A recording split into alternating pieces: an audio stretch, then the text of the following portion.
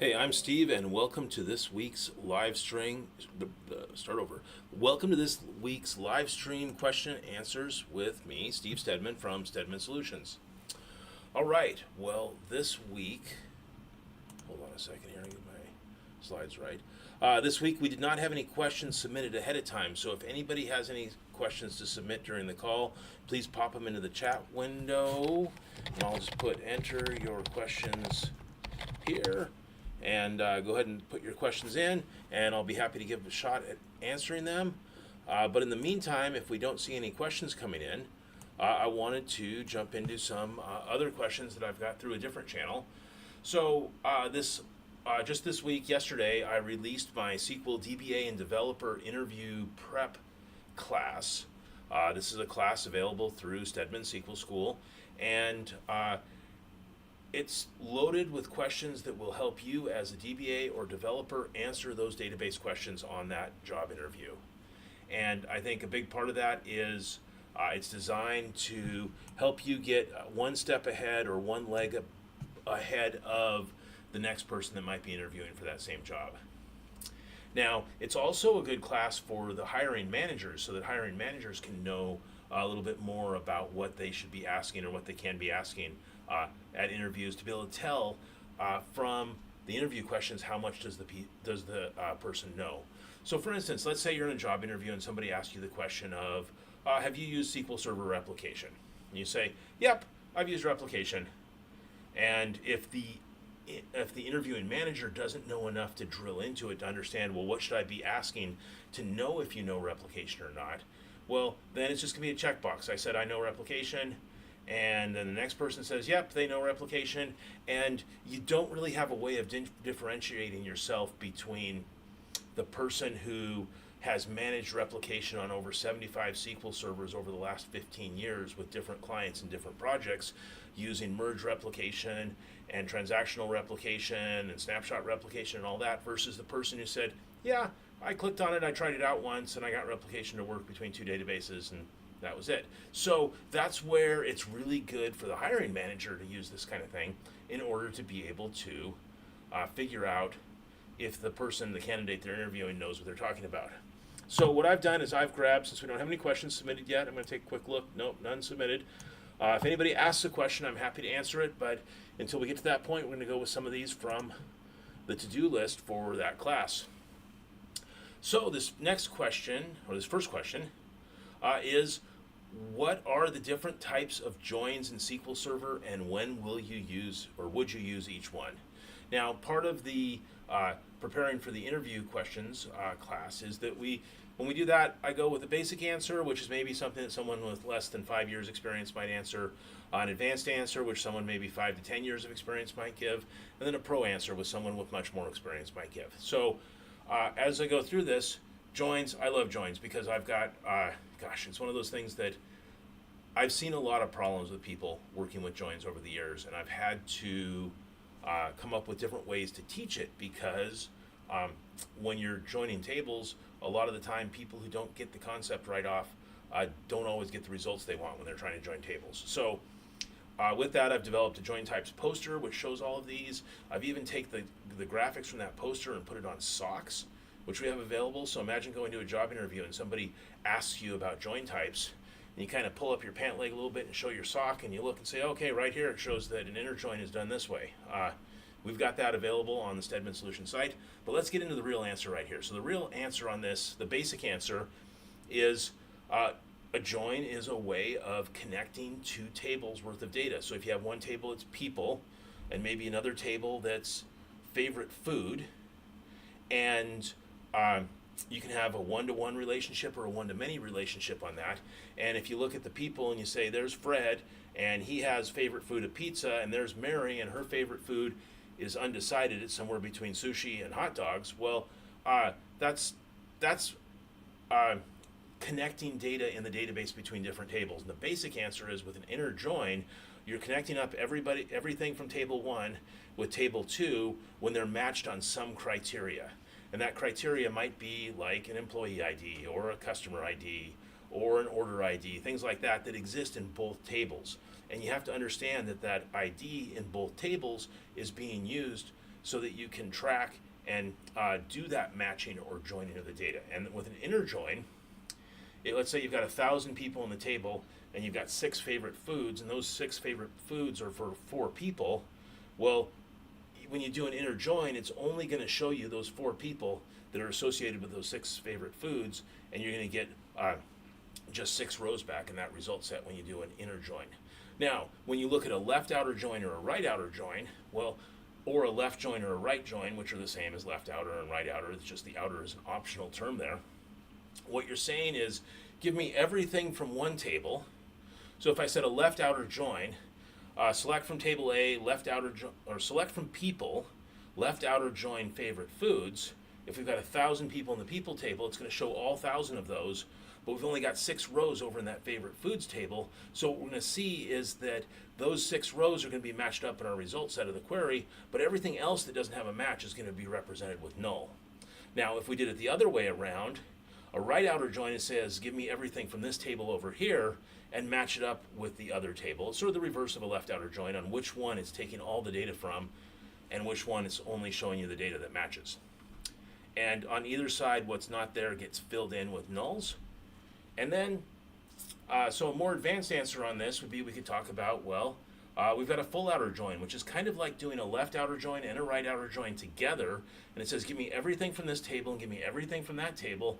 Match them up where they are matched on the join predicate, or the IDs that you're matching with. And then, if they don't match up, give me nulls on this side or nulls on that side, but give me all the rows. Okay, that's a pretty good overview of left, right, inner, and full joins. But then we have some more interesting things we can do. Like we can do a left or right outer join with exclusion, where we'll say, let's do a left outer join, but only give me those rows, and we do that with a where clause, where the ID from the table that might have nulls in it is equal to null. And what that's doing is it's saying, try and join them, but only give me the rows in this other table that don't have a match in the other table. So that's a lot like using the not in. And whether we do the left outer join with exclusion or the right outer join with exclusion can really vary depending on whether you've got, depending on which, sorry, I tripped up there. So the left and right outer join can really, with exclusion, can vary depending on which side you're excluding, and basically do a not in going either way there. Okay, then we've got 2 other ways of doing this, where you can do a cross apply or an outer apply. And now the real purist might say that, well, those aren't really joins, but they kind of are, because what a cross apply or an outer apply is it's connecting from a table and using values from that table to connect to a subquery or a function call. So with cross join with cross apply or outer apply, what you're saying is give me everything from this table over here, and with cross apply, you're going to match it up with the results of a function call that's being called for once for each row in that original table. Or with outer apply, it's like you're doing a left join to it instead of an inner join. And you can use all kinds of combinations around these. One of the things you want to watch out for with the outer apply or cross applies is that they are being called once for every row in that other table. And so that means they get called a lot. And you want to make sure that whatever's in that subquery or function that's being called from the cross apply is really fast. Because if you've got 10,000 rows in table A and you're doing a cross apply or outer apply, that other function or subquery is going to get called 10,000 times, depending on your where clause. You can filter that down with your where clause. But even if that only takes 10 milliseconds to run that subquery, if you're running that 10,000 times, 10 milliseconds times 10,000 is a whole lot of time. So be careful with those. That's one of those, it's a really great tool, but it kind of hides what it's doing so that you don't know exactly how long it's going to take there. So really, there's a lot of different joins. They can be used in any combination. You got inner, left, outer, right, outer, full outer, or left, right, and full. You've got cross join. Oh, we didn't talk about cross join. Cross join is a way of saying take everything from table A and everything from table B and match up every possible combination on that. And that's going to give you the Cartesian product, basically. Or if table row has n rows, or sorry, if table A has n rows in it and table B has x rows in it, it's going to be n times x as the number of rows in your result set.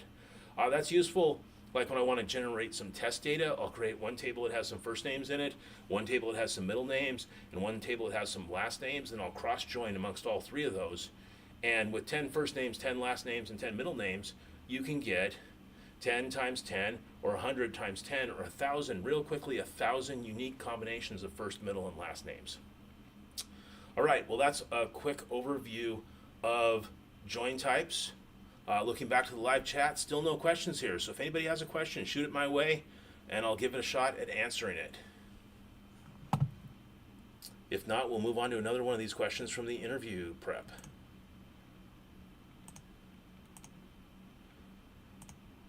Which one here? Okay, this is a good one. Can you explain the concept of SQL Server database replication and the different types? All right, well, replication is something that's been around in SQL Server for a long time. Probably, gosh, SQL Server 2000, maybe before that even. And there's different types, and what it's used for is taking data from one server or database and copying it over to another database. Oftentimes it's used for reporting purposes, but it can also be used for like different store locations or different site locations where you have people changing data on both sides, and the data can go either way, or it can just go one way depending on how replication is configured. The basic snapshot replication is done by simply taking a copy of the existing database, or at least all the tables you're specifying in it, and syncing that over to another server as one big chunk. And then on an occasional refresh period, it might be once a day or once a week or whatever you have it set to, it just takes a fresh copy of the snapshot and moves it over to the other server. That might be useful if you're working with like a multiple sites for your business, and maybe that other site doesn't need as live of up-to-date data. And it might be, it's a product catalog, and the things in the product catalog don't change very often. Although the quantities in stock might change, that may be in a different database. Okay, so then we've got transactional replication. Transactional replication is where you can start with one database, and it's being pumped out to one or more other databases. And when you ask how many more, well, I think it's up to around 250. But I've done testing with this. I regularly work in environments with 10 to 20 that we're syncing to. But you can go up near 100, but performance gets pretty bad when you've got too many of them that you're syncing to. But the idea is the transactional replication is catching all the transactions that are happening on the source server and moving them all over to the destination server. Now, when you set up a replication, you can specify what tables you want to take over there, and just a subset of the database, not the whole thing necessarily, or you can take the whole thing. And it's one of those things that just keeps syncing to the other side, and if you need to reinitialize it, it just starts out and rebuilds all those tables on the other side, and it's a one-way thing. Transactional replication is kind of like what people try to do with log shipping for reporting purposes, but you're able to read the other side while the data is being updated. Then we've got merge replication. Merge replication is pretty cool. Merge replication syncs in both ways. So let's say you've got one central server and you've got 10 hamburger restaurants out there. And each hamburger restaurant has pricing information that's being sent out to all of them. And if one of those hamburger restaurants edits the prices, then those get synchronized back to the primary server, and then that primary server gets synchronized out to all 9 of the other servers, making sure that they all stay in sync. The problem you run into there is if it's store 1 and store 3, you have 2 people changing the price of a hamburger, well, what you end up with is a conflict. And with with merge replication, you have to set up conflict resolution. And what that means is that some sites may have a higher priority for conflict resolution than others. Or you might have to build rules that say, if this is changed in that way and this is changed in that way, then take change A over change B. With merge replication, I've built custom scripts that detect that and notify on it, and we'll actually do some conflict resolution there as well. Now, you do occasionally get with merge replication a situation where you can't, or where it can't automatically resolve the conflict, and you have to be aware if you're using merge replication that you need to be able to go into the replication settings and resolve conflicts occasionally. And it might be, here's a list of 10 rows that have a conflict in some way, and you have to look at, okay, well, what is the conflict and which one was really the intended change? Conflict conflicts and conflict resolution is sort of one of the difficult things with merge replication. All right, then there's peer-to-peer replication, which was introduced later after all these other types. And peer-to-peer replication is really a type of transactional replication where it's doing transactional replication both ways. And you end up with what's called, sometimes it's called transactional updatable, or TU replication. Transactional updatable meaning transactions are being synced from server A to server B, but if changes are being made over on server B, they're getting synced back to server A. That's one, I've only used that one a couple of times, but on the transactional replication and merge replication, I use those all the time.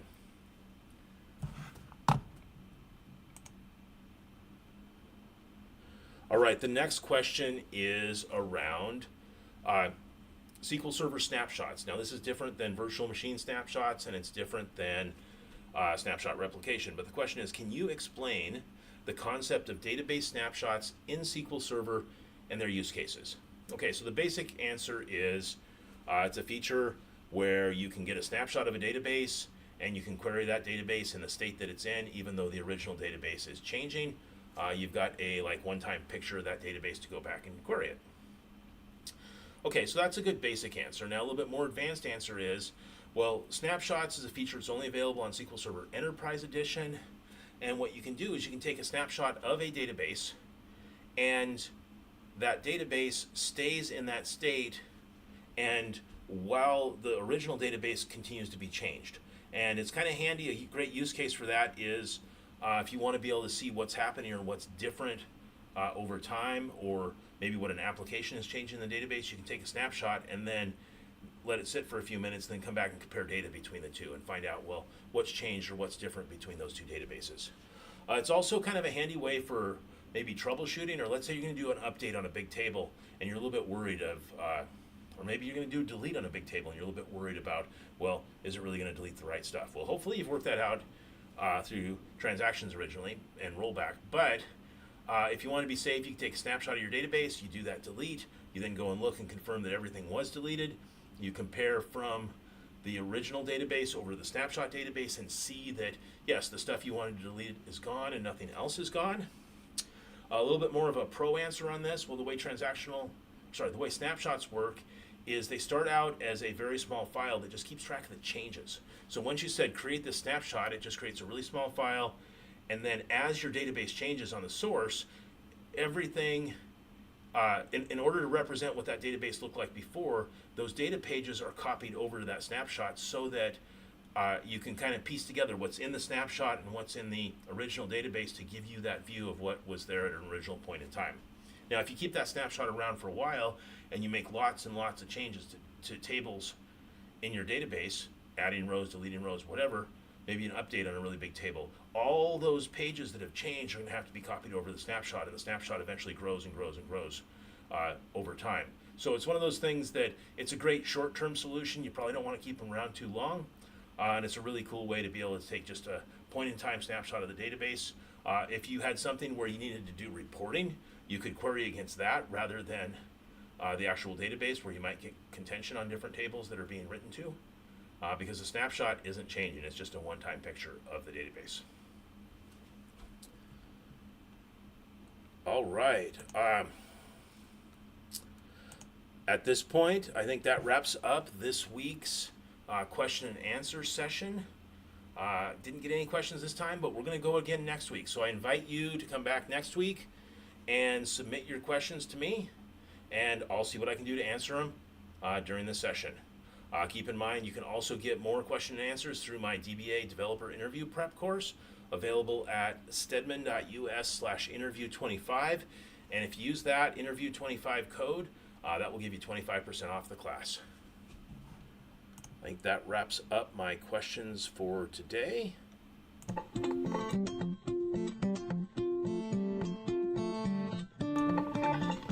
Have a great day. We'll see you next week.